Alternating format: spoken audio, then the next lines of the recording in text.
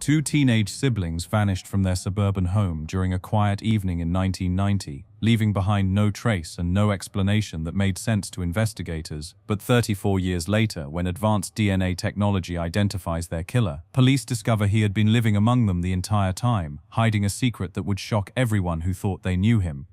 November 8, 1990 began like countless other Thursday evenings in DeKalb County, Georgia, where 15-year-old John Sumter and his 13-year-old sister Pamela were settling into their typical after-school routine. The suburban neighborhood where they lived with their parents was the kind of place where children rode bicycles until dark, neighbors knew each other by name, and violent crime seemed like something that happened to other people in other places. John was a sophomore at the local high school, a quiet teenager who excelled in mathematics and science classes while maintaining a small circle of close friends. Standing nearly 6 feet tall despite his youth, John had the lanky frame of someone still growing into his adult height. He was known for his dry sense of humor, his collection of science fiction novels, and his protective attitude toward his younger sister. Pamela was in 8th grade at the middle school, a bright and energetic girl who loved art, music, and spending time with her friends. She had shoulder-length brown hair that she wore in different styles depending on her mood, and she was known for her infectious laugh and her ability to make friends easily. Despite the typical sibling rivalry that existed between her and John, they were genuinely close and looked out for each other. The Sumter family lived in a modest 2-story house on a tree-lined street where most of the neighbors had lived for years. Robert Sumter worked as an accountant for a local business, while his wife Linda was employed part-time at the elementary school that Pamela had attended before moving to middle school. They were active in their church and community, the kind of parents who attended every school event and volunteered for neighborhood improvement projects. The house where the Sumters lived reflected their middle-class stability and family-focused values. The living room was decorated with family photographs spanning decades, from Robert and Linda's wedding pictures to recent school portraits of John and Pamela. The kitchen was typically busy with homework sessions around the table, family dinners, and the constant activity of a household with 2 active teenagers. John and Pamela's daily routines were predictable and supervised. They rode the school bus each morning, participated in after-school activities or came directly home, and were expected to complete their homework before watching television or spending time with friends. Both teenagers were responsible students who rarely got into trouble and maintained good relationships with their teachers and classmates. On Thursday evening, November 8th, the family followed their usual routine. Robert arrived home from work around 6 o'clock, and Linda served dinner at 6:30 as she did most weeknights. The conversation around the dinner table focused on the teenagers' school activities, upcoming tests, and weekend plans that might include visits with friends or family outings. After dinner, John and Pamela helped clear the table and load the dishwasher before settling down to work on homework assignments. John spread his algebra textbook and worksheets across the dining room table, while Pamela worked on a social studies project about the Civil War at the kitchen counter. Linda graded papers from her job at the elementary school, and Robert read the newspaper while watching the evening news. The atmosphere in the Sumter household was peaceful and ordinary, filled with the comfortable sounds of family life. The television provided background noise, John occasionally asked for help with a difficult math problem, and Pamela hummed quietly while working on her project. Nobody in the family had any reason to believe that this Thursday evening would be anything other than routine. Around 8 o'clock, both teenagers finished their homework and asked permission to watch television in the living room. Linda reminded them that bedtime was at 9:30 on school nights, and both John and Pamela acknowledged the rule as they had countless times before. They settled onto the couch to watch a sitcom that was popular with teenagers at the time. Robert and Linda continued their evening activities, with Robert reviewing financial documents he had brought home from work, and Linda finishing her grading and preparing lessons for the following day. The house was quiet except for the sounds of the television program, and the occasional laughter from John and Pamela as they enjoyed their brief period of relaxation before bedtime. At 9 o'clock, Linda called upstairs to remind the teenagers that they had 30 minutes until bedtime. Both John and Pamela responded that they understood and would be upstairs soon to get ready for bed. This was their typical routine, and Linda had no reason to expect anything different from what had happened hundreds of times before. Around 9:15, Linda went to the kitchen to prepare lunches for the following day and set up the coffee maker for the morning. She could hear the television still playing in the living room and assumed that John and Pamela were finishing their program before heading upstairs. The sounds were normal and expected, providing the background soundtrack of their family's evening routine. At 9:30, Linda called from the kitchen that it was time for John and Pamela to turn off the television and get ready for bed. When she received no response, she assumed they had not heard her over the sound of the television program. She walked to the living room to deliver the bedtime reminder in person. The living room was empty.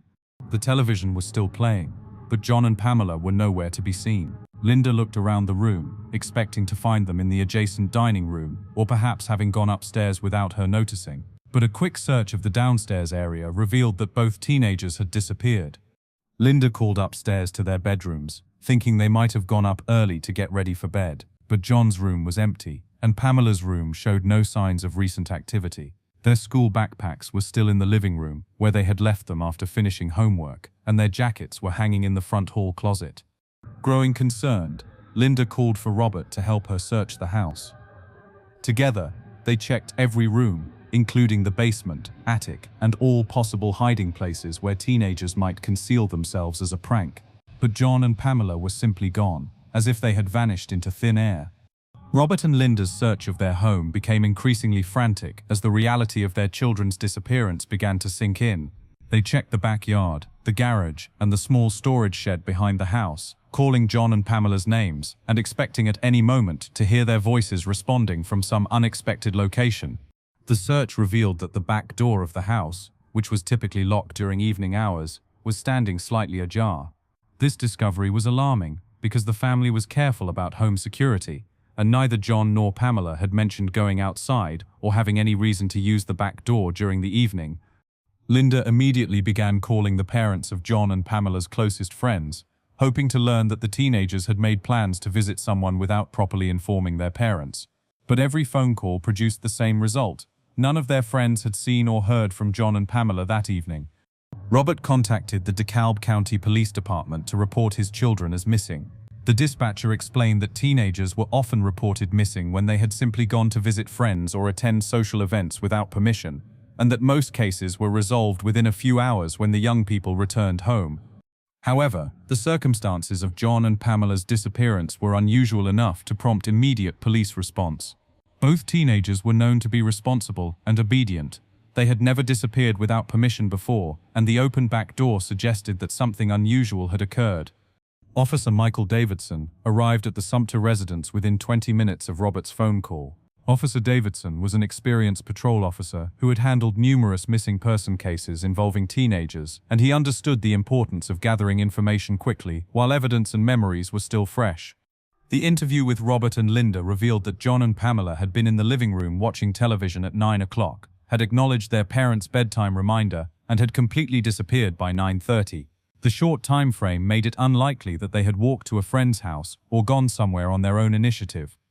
Officer Davidson conducted a thorough search of the house and property, documenting the open back door and looking for any signs of forced entry or struggle. The search revealed no evidence of violence or disturbance inside the house, but the unlocked back door remained unexplained and concerning. The immediate neighborhood search began with Officer Davidson, Robert, and Linda walking through nearby streets and calling John and Pamela's names. They checked parks, code playgrounds, and other locations where teenagers might gather, but found no trace of the missing siblings. Additional police units arrived to expand the search area and begin interviewing neighbors about any unusual activity they might have observed during the evening. The interviews revealed that several residents had noticed unfamiliar vehicles in the neighborhood during recent weeks, but none could provide detailed descriptions or connect the vehicles to specific times or activities. Detective Sarah Martinez arrived to take charge of the investigation around 11 o'clock that evening. Detective Martinez was a specialist in missing persons cases and understood that the first few hours were crucial for gathering evidence and conducting interviews while information was still accurate and available. The investigation revealed that John and Pamela's disappearance fit no obvious pattern of teenage rebellion or runaway behavior. Both children were doing well in school, had positive relationships with their parents, and had not expressed any desire to leave home or run away. Their personal belongings, including money they had been saving and items that would be important to them, remained in their bedrooms. Detective Martinez coordinated with the school district to ensure that John and Pamela would be reported absent if they failed to arrive at school the following morning. She also arranged for additional police patrols in the neighborhood and issued alerts to surrounding law enforcement agencies to watch for any sign of the missing teenagers. The search continued throughout the night with police officers, neighbors, and family friends checking parks, wooded areas, abandoned buildings, and any other locations where John and Pamela might be hiding or might have been taken. Flashlights illuminated the darkness as dozens of people combed through the suburban landscape, looking for any trace of the missing siblings. Robert and Linda remained awake throughout the night, alternating between participating in the search and waiting by the telephone in case John and Pamela tried to call home. They contacted extended family members to inform them about the disappearance and asked them to be alert for any contact from the teenagers. As Friday morning arrived without any sign of John and Pamela, the investigation escalated to include additional resources and specialized units. The Georgia Bureau of Investigation was contacted to provide assistance with the case, and plans were made to expand the search to include areas beyond the immediate neighborhood. The school bus arrived at its usual time Friday morning, but John and Pamela were not waiting at their customary stop. Their absence from school confirmed that whatever had happened to them was not a simple case of teenagers skipping classes or engaging in minor rebellion against parental authority. Detective Martinez began conducting more detailed interviews with family members, friends, teachers, and anyone else who had regular contact with John and Pamela. The interviews consistently portrayed both teenagers as responsible, well-adjusted young people who had no apparent problems that might motivate them to disappear voluntarily. The investigation also expanded to include registered sex offenders in the area, individuals with histories of violence against children, and anyone who might have had access to information about the Sumter family's routines and home layout. Detective Martinez understood that stranger abductions were statistically rare, but the circumstances of the disappearance suggested that someone with knowledge of the family might have been involved. As the first weekend of the investigation passed without any sign of John and Pamela, the case began to attract media attention and community involvement. Local television stations reported on the missing teenagers, and hundreds of volunteers joined organized search efforts that covered parks, wooded areas, and abandoned properties throughout DeKalb County. The Sumter family's church organized prayer vigils and provided meals and support for Robert and Linda as they struggled to cope with their children's disappearance. The community response was overwhelming, with neighbors, colleagues, and strangers offering assistance and participating in search efforts. Despite the extensive search efforts and community involvement, no trace of John and Pamela was found during the first week of the investigation. The case was generating significant media coverage and public interest, but investigators had not developed any promising leads or identified any suspects who might have been responsible for the teenagers' disappearance. As the investigation into John and Pamela Sumter's disappearance entered its second week, Detective Martinez and her team had interviewed dozens of people, searched hundreds of locations, and followed up on numerous tips from the public. Despite these extensive efforts, they had not found any trace of the missing teenagers or developed any solid leads about what might have happened to them. The lack of physical evidence was particularly frustrating for investigators. Unlike many missing person cases that involve signs of struggle, abandoned belongings, or witness accounts of suspicious activity, John and Pamela had simply vanished without leaving behind any clues about their fate or the identity of anyone who might have been responsible. Detective Martinez expanded the investigation to include a detailed examination of the Sumter family's personal and professional relationships. She interviewed Robert's co-workers and business associates to determine if he might have been involved in any conflicts or financial problems that could have motivated someone to target his children. The investigation revealed no significant problems or enemies that might explain the disappearance. Linda's employment at the elementary school was also thoroughly investigated, with Detective Martinez interviewing administrators, fellow teachers, and parents of students who might have had contact with the family.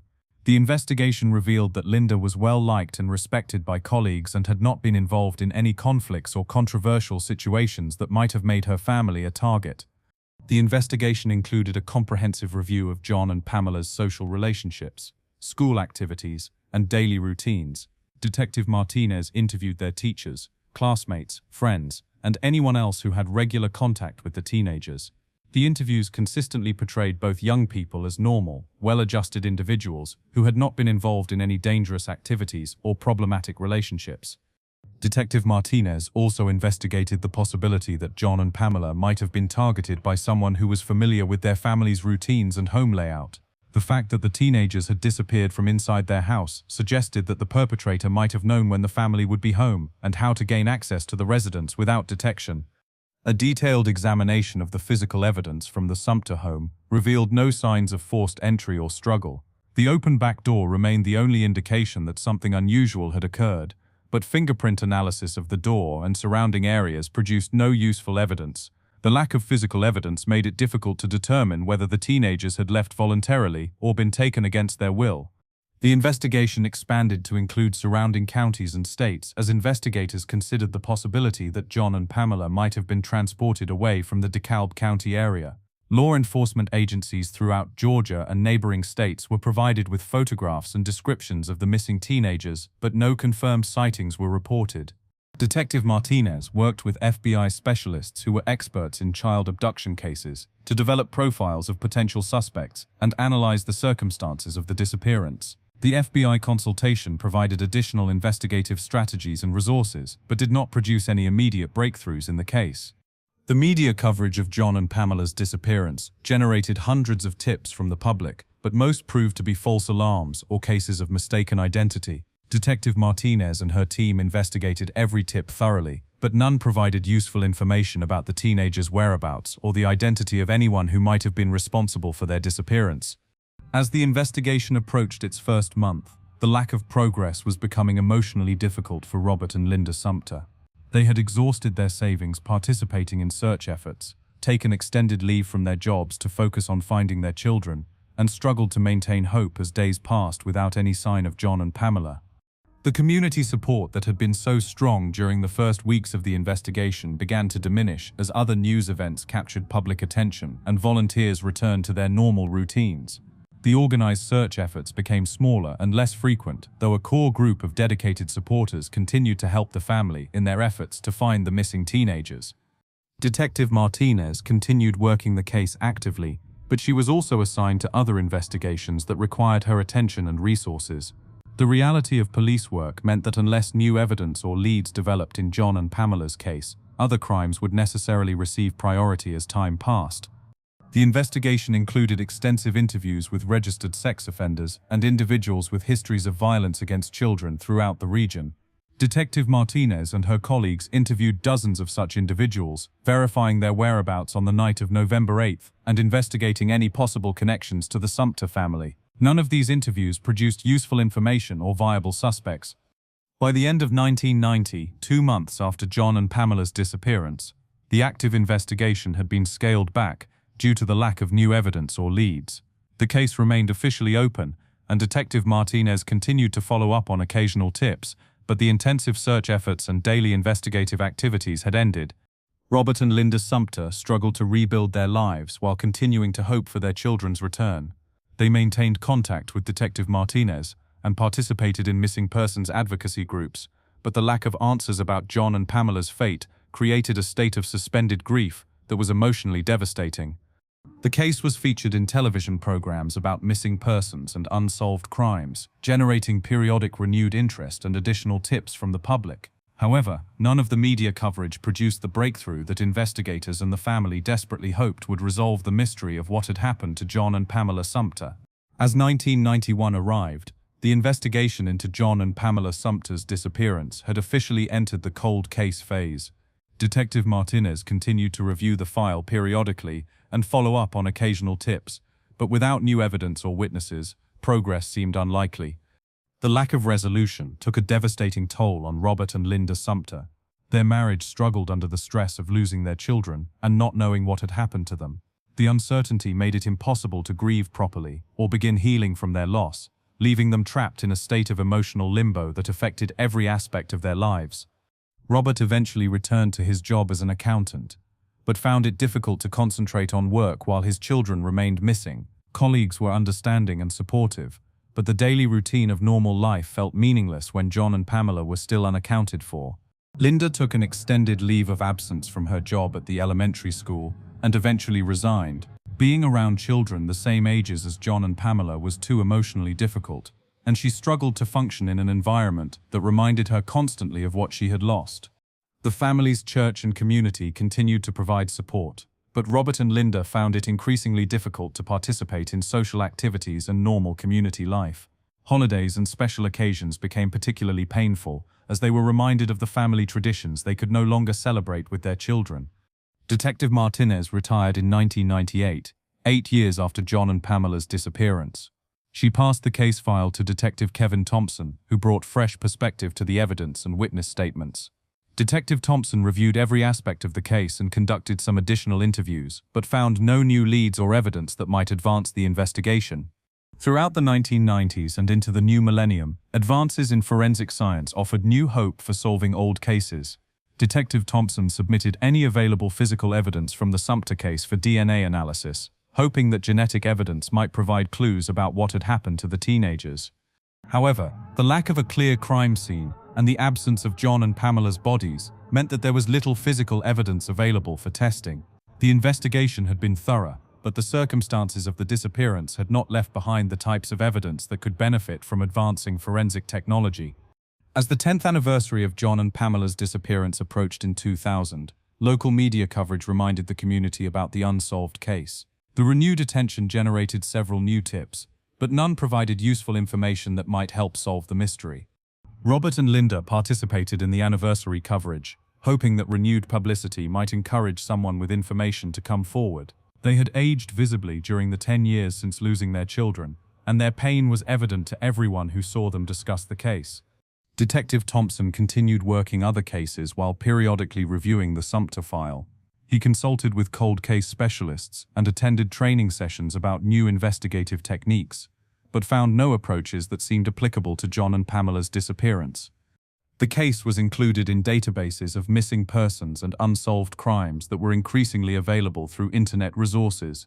Online forums dedicated to missing persons cases began discussing John and Pamela's disappearance, with amateur investigators sharing theories and encouraging anyone with information to contact police. In 2005, 15 years after the teenagers' disappearance, Detective Thompson retired and passed the case to Detective Lisa Rodriguez. Detective Rodriguez was experienced in cold case investigations and brought new energy to the search for answers about what had happened to John and Pamela. Detective Rodriguez began by reviewing the entire case file and re-interviewing witnesses who were still available and willing to participate. The process was time-consuming and emotionally difficult for everyone involved, but Detective Rodriguez was determined to approach the case with fresh perspective and new investigative tools. The investigation revealed that several individuals who had been interviewed during the original investigation had since died or moved away from the area. Some potential witnesses and sources of information were no longer available, highlighting the importance of solving cases quickly before evidence and testimony are lost to time. Detective Rodriguez also utilized new database systems and communication networks that allowed her to coordinate with law enforcement agencies across the country more effectively than had been possible in 1990. She submitted information about John and Pamela's case to national databases and missing persons networks that had not existed during the original investigation. By 2010, 20 years after John and Pamela's disappearance, their case had been reviewed by multiple investigators and subjected to various new investigative approaches without producing significant progress. Robert and Linda Sumter had reached their 60th birthdays without knowing what had happened to their children or whether John and Pamela were alive or dead. The emotional toll of 2 decades without answers had affected every aspect of Robert and Linda's lives. They had moved to a smaller house because maintaining their original family home had become too emotionally difficult. They participated in support groups for families of missing persons and advocated for legislation that would improve resources for missing persons investigations. Detective Rodriguez continued working the case, even as she took on new investigations and responsibilities. She periodically contacted other law enforcement agencies to see if they had any unsolved cases with similar circumstances or evidence patterns. She attended conferences about missing persons investigations and consulted with experts about new techniques that might be applicable to John and Pamela's case. The 30th anniversary of John and Pamela's disappearance in 2020 prompted another round of media coverage and public appeals for information. The coverage emphasized advances in forensic science and investigative techniques that had solved other cold cases, encouraging anyone with information to come forward. Detective Rodriguez knew that solving John and Pamela's case would require either new evidence, new witness testimony, or technological breakthroughs that could overcome the limitations that had frustrated investigators for 3 decades. The determination to find answers remained strong, but the reality was that the case had become one of the most challenging unsolved disappearances in Georgia's history. Unknown to Detective Rodriguez and the Sumter family, revolutionary developments in DNA analysis and forensic genealogy were about to provide new hope for solving crimes that had remained unsolved for decades. The techniques that would eventually identify John and Pamela's killer were being developed and refined, waiting to be applied to evidence that had been preserved for over 30 years. In 2023, 33 years after John and Pamela Sumter's disappearance, Detective Rodriguez learned about revolutionary advances in DNA analysis that were solving cold cases across the country. The Georgia Bureau of Investigation had partnered with specialized forensic laboratories to apply cutting-edge genetic techniques to evidence from unsolved crimes. The breakthrough came when investigators discovered that they had been approaching John and Pamela's case with incorrect assumptions about what had happened to the teenagers. New technology made it possible to test evidence that had been collected but never properly analyzed due to the limitations of forensic science in 1990. Detective Rodriguez worked with GBI specialists to identify any physical evidence from the Sumter case that might yield DNA information. The investigation had been thorough, and investigators had collected various items from the family's home, but the lack of an obvious crime scene had meant that much of the evidence had never been tested for genetic material. The key breakthrough came when advanced DNA analysis was applied to trace evidence that had been collected from the Sumter family's back door and surrounding area. The new testing techniques could extract genetic information from microscopic samples that had been impossible to analyze using 1990 technology. The DNA analysis revealed genetic material that did not belong to any member of the Sumter family or any of the individuals who had been eliminated as suspects during the original investigation. This discovery provided the first concrete physical evidence that someone else had been present at the Sumter home on the night John and Pamela disappeared. Working with genetic genealogy specialists, investigators were able to build a DNA profile that could be compared against publicly available genealogy databases. The process was complex and time-consuming, but it had the potential to identify individuals who were related to the person who had left DNA evidence at the crime scene. The genetic genealogy research was conducted by experts who specialized in building family trees from DNA evidence and identifying individuals who might be connected to unknown suspects. The process involved comparing genetic profiles against databases like GEDmatch Pro and constructing detailed family trees that could lead to specific individuals. After months of genealogical research and investigation, the team identified Kenneth Perry as the individual whose DNA most likely matched the evidence from the Sumter home. Perry was a 57-year-old man who lived in the same DeKalb County area where John and Pamela had disappeared 33 years earlier. Detective Rodriguez began investigating Kenneth Perry's background and discovered connections to the Sumter family that had never been identified during the original investigation. Perry had worked for a local utility company in 1990 and had performed service calls in the Sumter's neighborhood during the weeks before John and Pamela's disappearance. The discovery that Perry had been in the neighborhood for legitimate business reasons explained how he might have become familiar with the Sumter family's routines and home layout. His work for the utility company would have given him access to information about which houses were occupied and when residents were typically home. Further investigation revealed that Perry had a criminal history that included arrests for burglary and assault, though he had never been convicted of crimes serious enough to require DNA submission to criminal databases. His criminal record showed a pattern of escalating behavior that could have led to more serious crimes like the abduction and murder of John and Pamela. Detective Rodriguez coordinated with prosecutors to obtain court orders for DNA samples and other evidence from Perry. The legal process required careful documentation of the genetic genealogy research and the connections that had led investigators to identify Perry as a suspect. In September of 2023, law enforcement officers approached Perry at his residence to request DNA samples and fingerprints for comparison against evidence from the Sumter case. Perry initially appeared cooperative, but became agitated when officers explained that he was being investigated in connection with the disappearance and murder of two teenagers. The DNA samples were immediately sent to forensic laboratories for comparison against the evidence from the Sumter home. Within days, the results confirmed what genetic genealogy had predicted. Kenneth Perry was the source of the DNA evidence found at the crime scene. The DNA match provided definitive proof that Perry had been present at the Sumter home on the night John and Pamela disappeared. Combined with his criminal history and his presence in the neighborhood during the relevant time period, the evidence was sufficient to support charges of murder, even though the teenagers' bodies had never been found. On October 5, 2023, Kenneth Perry was arrested and charged with 2 counts of murder in the deaths of John and Pamela Sumter. The arrest brought both relief and renewed pain to Robert and Linda Sumter, who had waited 33 years for answers about what had happened to their children.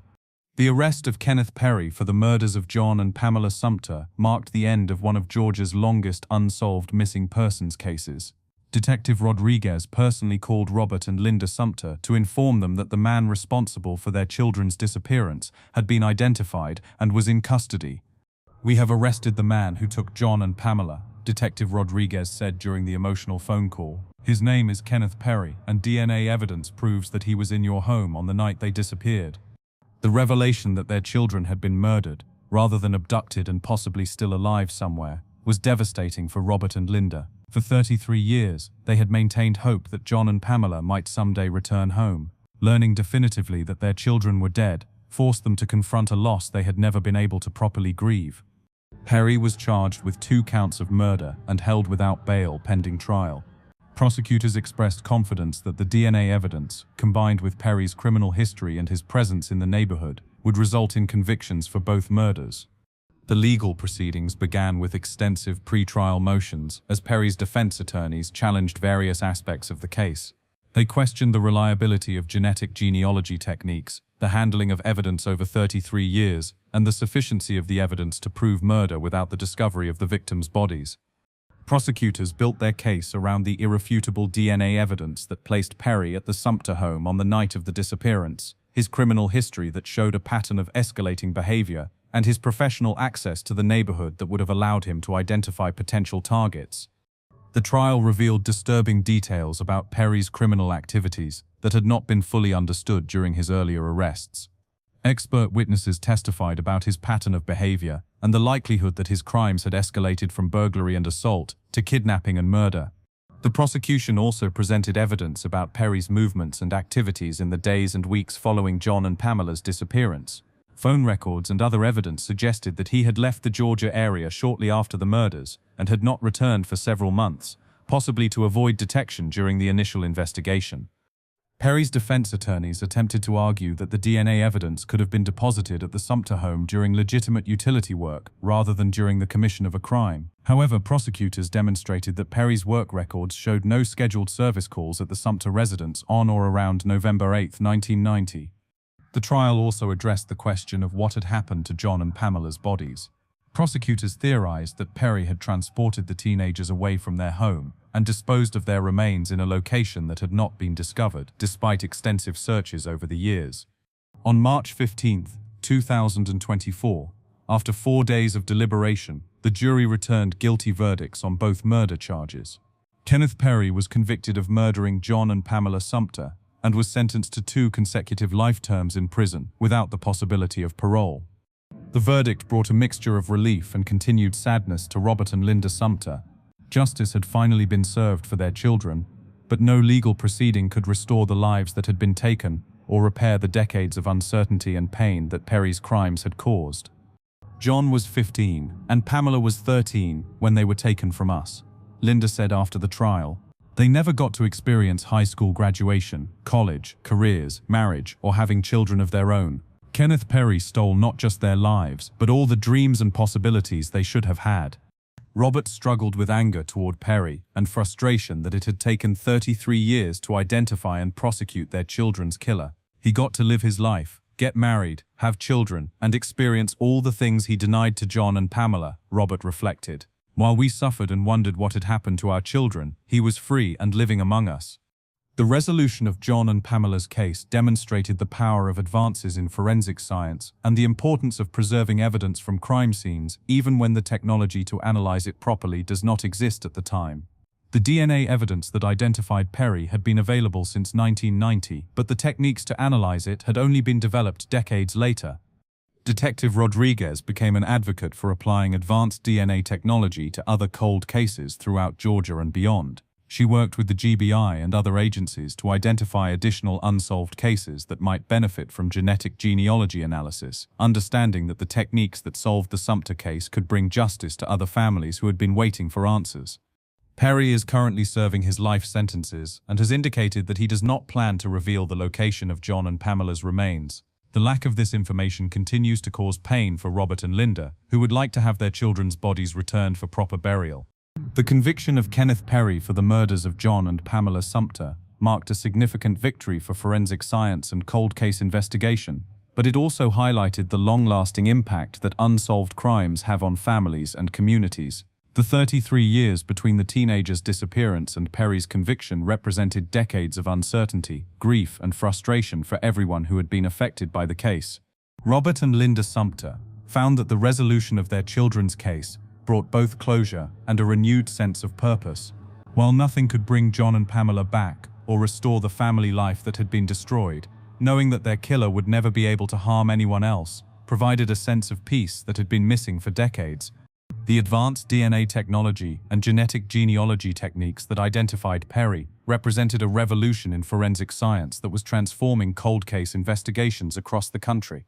The success of the Sumter case demonstrated that even decades-old crimes with limited physical evidence could be solved using these innovative approaches. The case became a model for other law enforcement agencies dealing with similar cold cases. The collaboration between local detectives, state investigators, and genetic genealogy specialists showed that solving complex cases required expertise from multiple disciplines working together toward common goals. For the DeKalb County community, where John and Pamela had lived and disappeared, the case brought closure to a tragedy that had haunted residents for over 3 decades. The knowledge that their killer had been identified, convicted, and would never be able to harm other children provided a sense of safety and resolution that had been missing since 1990. The case also highlighted the importance of never giving up on the pursuit of justice, even when cases seem impossible to solve. The dedication of investigators like Detective Rodriguez, who continued working the case for years despite the lack of progress, proved that persistence and determination could eventually overcome even the most challenging obstacles. Kenneth Perry's conviction served as a warning to other perpetrators of violent crimes that scientific advances would eventually catch up with them, regardless of how much time had passed. The case demonstrated that DNA evidence could remain viable for decades and that new techniques would continue to be developed that could solve previously unsolvable crimes. For the broader law enforcement community, the Sumter case provided important lessons about the value of preserving evidence from crime scenes and maintaining detailed case files that could be reviewed by future investigators using more advanced techniques. The case also emphasized the emotional toll that unsolved crimes take on families and the importance of providing ongoing support and resources for victims' families throughout long investigations. Robert and Linda's experience demonstrated the unique challenges faced by families dealing with missing persons cases, where the fate of their loved ones remains unknown for extended periods. The resolution of John and Pamela Sumter's case after 33 years proves that persistence, advanced science, and dedicated investigation can eventually bring justice even in the most challenging circumstances. If this account has inspired you, please share it with others who might find hope in knowing that no case is ever truly hopeless when investigators refuse to give up. Your engagement helps ensure that other families still waiting for answers about their missing loved ones know they are not forgotten and that justice may still be possible no matter how much time has passed. If you found this case as shocking as we did, make sure to subscribe to Criminal Mind Cortex for more incredible true crime stories that will leave you questioning everything you thought you knew. Hit that notification bell so you never miss our latest investigations into the most mind-bending cases from around the world.